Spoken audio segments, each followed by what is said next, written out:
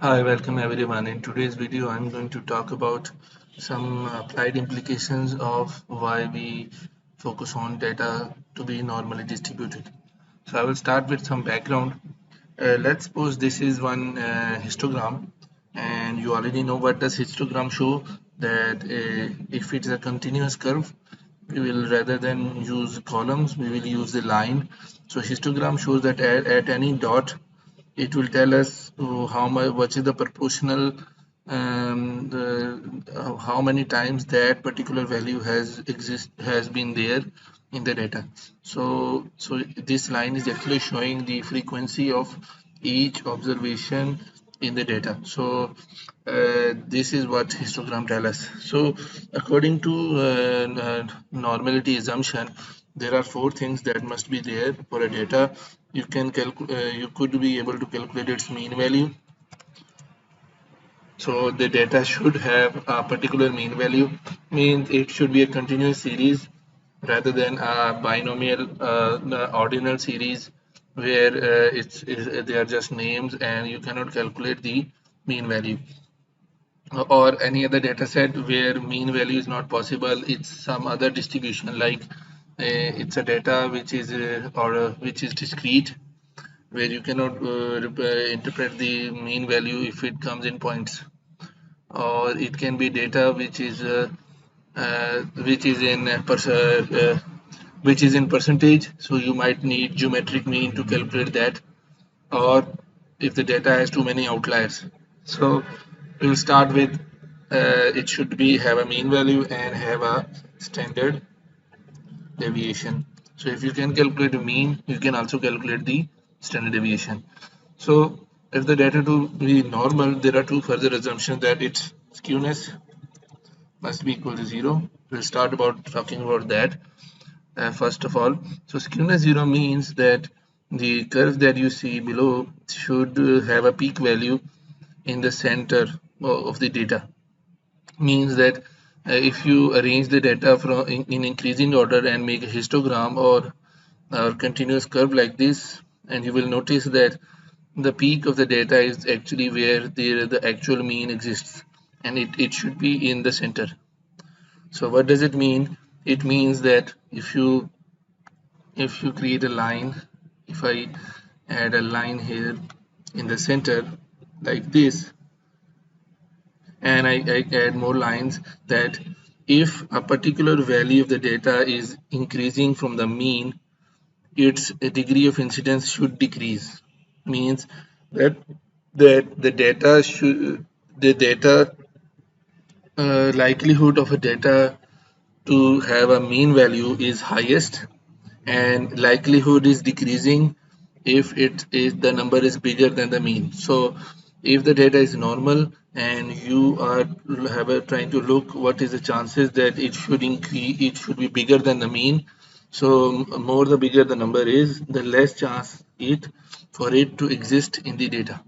And the same way, on the other side, when it decreases, the chances of it to exist should also decrease. And skewness 0 means that the chances of higher value from the mean, decreasing chances of higher value of mean should follow same slope as compared to chances of lower value as compared to the mean. So it should be symmetric. So skewness 0 means symmetric means that you can find the same rate of decrease in probability when the number is increasing from the mean or decreasing from the mean. So it means that the center value has highest likelihood, and on the both side the data is preferring to come towards the mean value. So this is the indicator of what does skewness means. So in other words, skewness means that if you calculate the median, the median must be equal to mean value. Means that if you arrange the data in increasing order, the most centrally located value should also be equal to the mean value. And then because the most of the values are near to the center, so it's highly likely that the mean should be also there within that highly clustered values. And what are those? If I make a circle here, so these are set of values which are highly densely available in the data. Okay, so if I can remove the value, it means that this is an indicator for symmetry. Second property, that is skewness, that is kurtosis. Kurtosis means that how many outliers are there, or how thick the tails are. So uh, if the tails are thick, this one and this one, this will mean that the data has more than ideal number of extreme values in the data. So in order to shape to become symmetric or normal, the shape of tails, the the the position of the tails must be equal to it must have a kurtosis value equal to 3. And kurtosis value 3 doesn't mean that there are no outliers or no extreme values. Kurtosis value 3 means that the ideal peak ideal thickness of the tails, there are sufficient number of extreme values which might not be considered as outliers, but it is helping to create dispersion or differentiation in the data. If there are no outliers, then the data would look like constant in mathematics, that it is deviating very small, and if you calculate the mean value, there is not much difference from the mean value. So if the data to become variable, it should have some extreme values, and that extreme value is actually depend upon the sensitivity of the data. If the data is very precise and it is changing in very small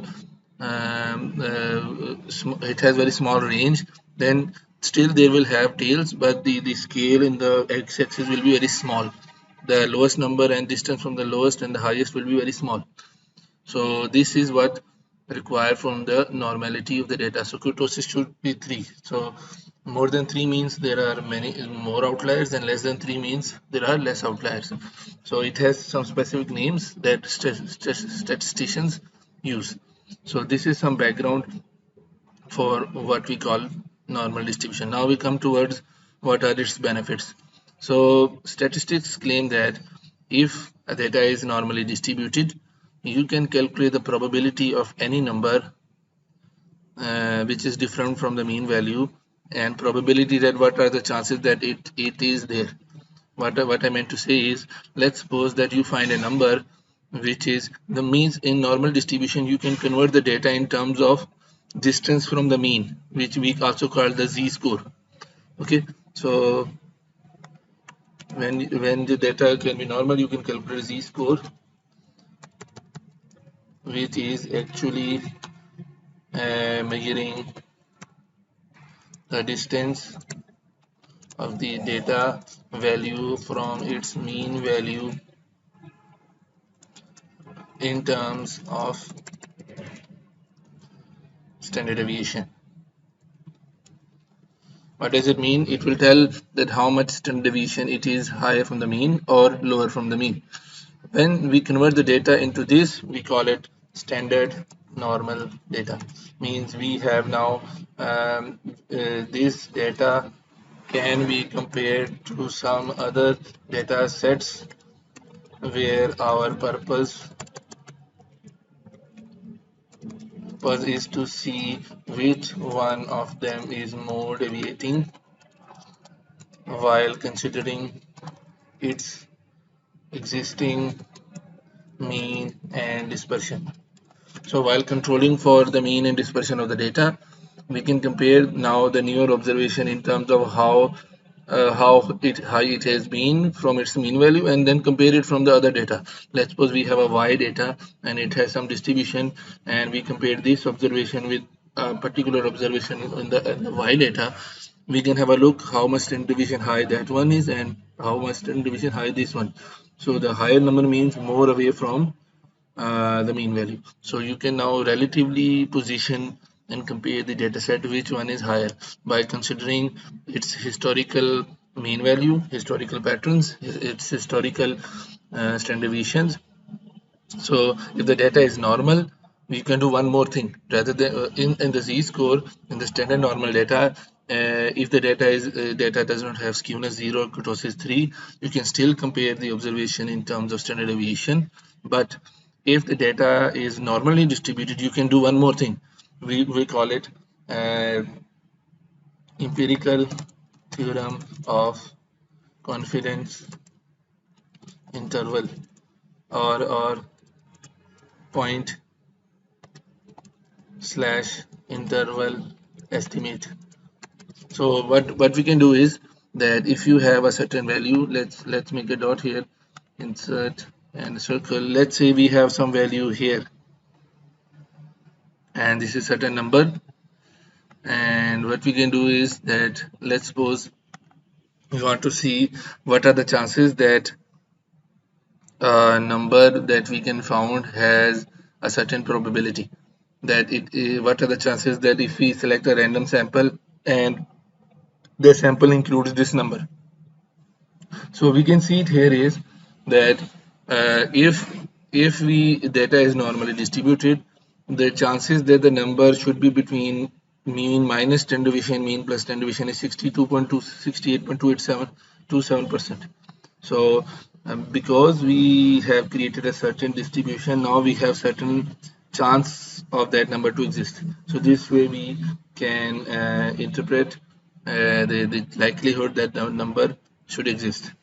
Okay, so if this property holds, what we can do, we can go beyond and calculate further things. So here I think you understood why we try to create our data to be normally distributed, and what is the purpose. Now we talk about what the purpose of this in regression analysis. We already know that when we do a regression analysis, regression also creates a distribution of coefficients, beta, intercept and slope, and it tries to make sure that it is also normally distributed. If the data is normally distributed, then the slope and intercept coefficients that it will create from the analysis will be normally distributed, and based upon that, then you can be able to uh, be sure that the mean value of the slope, the point estimate that the regression gives, is realistic. Because if the data is not normal, then the mean value might not be best representative, because the mean value must be here but the peak might be somewhere else. So if the data is not normal, then the slope coefficient that you will be looking at might not be the one that the data is likely occurring. That data might be somewhere else. Means if I draw a if I draw a certain some other distribution like this,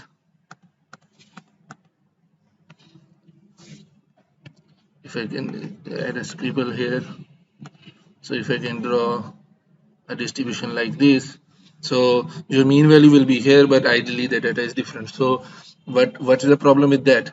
The problem with that is that when you will be able to do the interpretation that 1% increase in independent variable will increase, but it might not increase, because you are assuming that the distribution is this one, but in reality distribution is this one.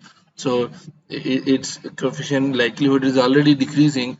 So the results that you are interpreting from the mean value of the slope might not be that one which you are predicting. So the chances of that thing to occur might be very small as compared to what you think, because you get the coefficient and you are trying to interpret that, or that since it is the mean value, so every time the policymaker will change the independent variable, the slope, the mean value will likely to have the same effect equal to the slope coefficient value.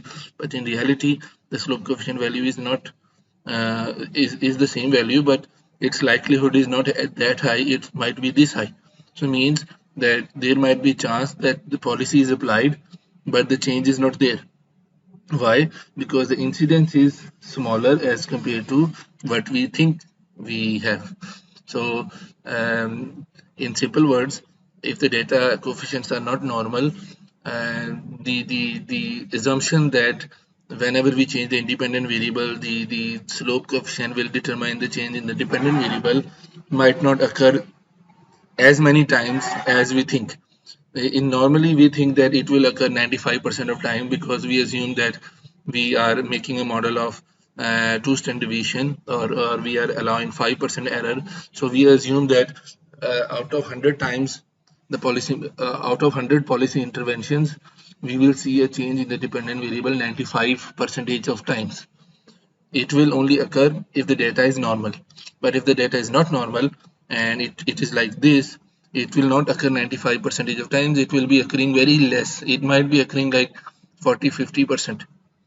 Okay, so what I hope you understand this point, that why data normality is important. So when the data is not normal, the inference that you're trying to make, that let's suppose we increase x independent variable by 1 unit, out of 100 times we will see slope units change in the dependent variable 95 times if the data is normal, because we made a model at 95% confidence interval, or we are allowing 5% of error.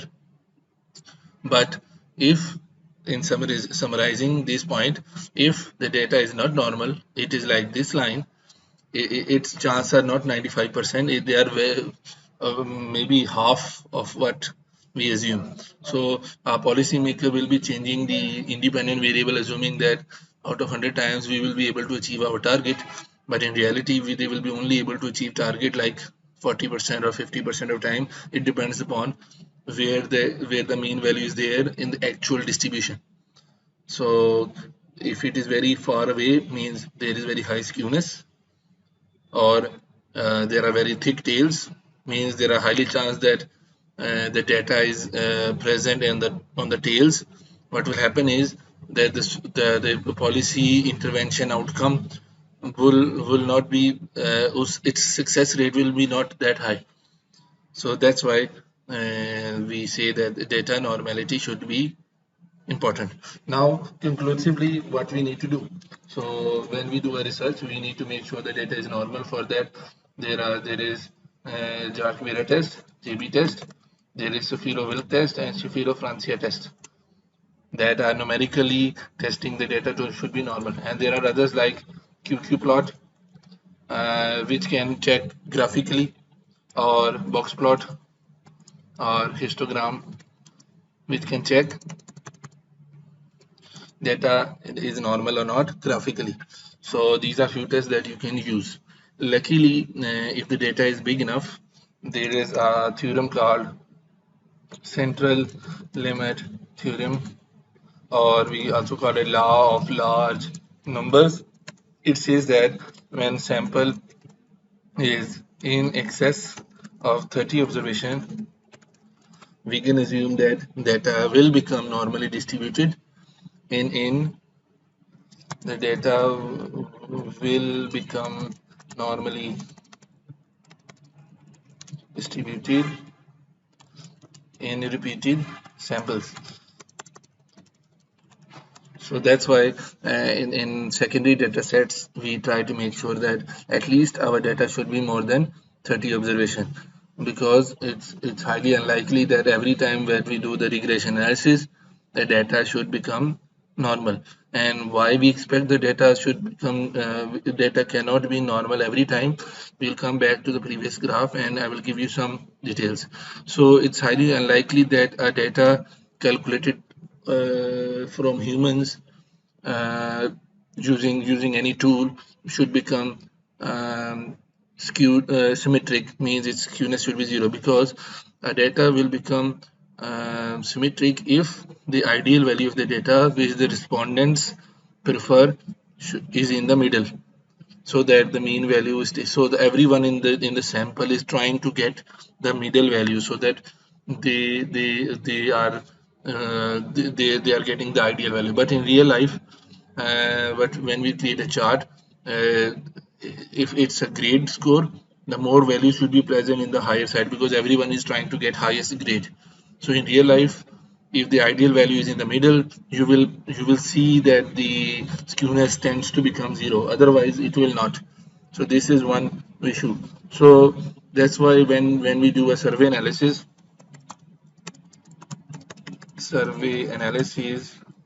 and we make a survey analysis and use in survey analysis we use Likert scale questions,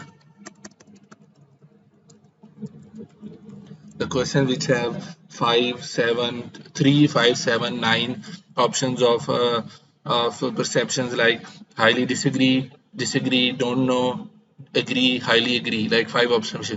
So they proceed they make a rule that try to create such a question where the likelihood of any of the Likert response can come can exist, so that there are you might not create a question in a way that in a Likert scale everyone is taking checking highly agree or highly disagree, or randomly doing highly agree or agree, so that they create randomization. But the problem is that nobody is going towards highly disagree. It means the question is already not creating a normal distribution.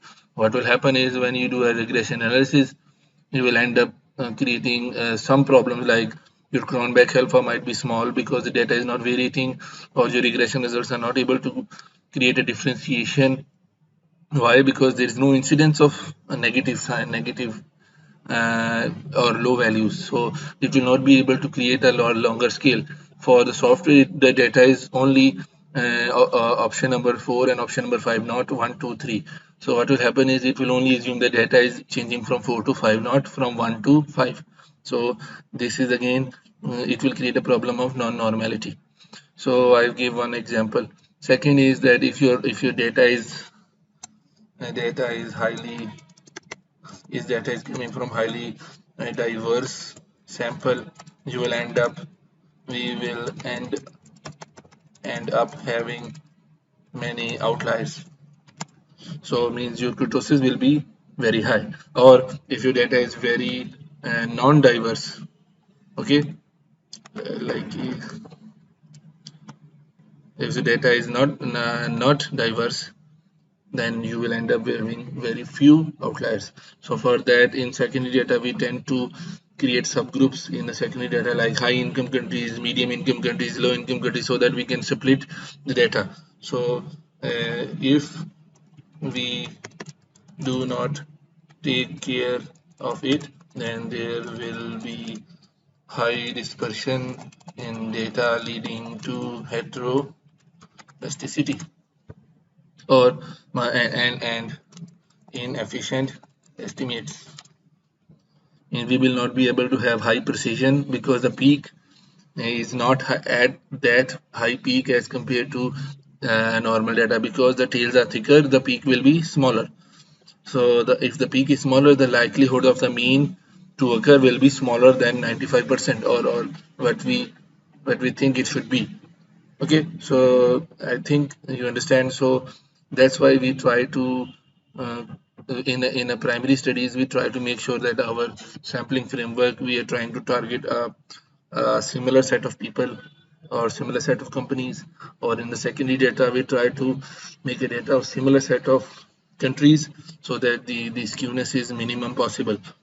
And then if still the data is from humans, there will be some humans who are different from others. We cannot assume all the humans are same, so there will still be some of the non-normality. For that, we can use the central limit theorem. So this is what we try to discuss in today's session. I hope you understand why people focus on the data should be normally distributed. In this video, I tried to give some theoretical background. In the future, I will try to bring up some numerical exercises or some examples where we do the calculation of what it will happen if the data is not normal. But today, this was the theoretical background. Do share your views, how much you understood, and if anything you can add in it, so that I can improve my future sessions based upon the input that you provide. Your information will be very helpful for me to disseminate these concepts or some other concepts more clearly. Thank you very much for joining. See you.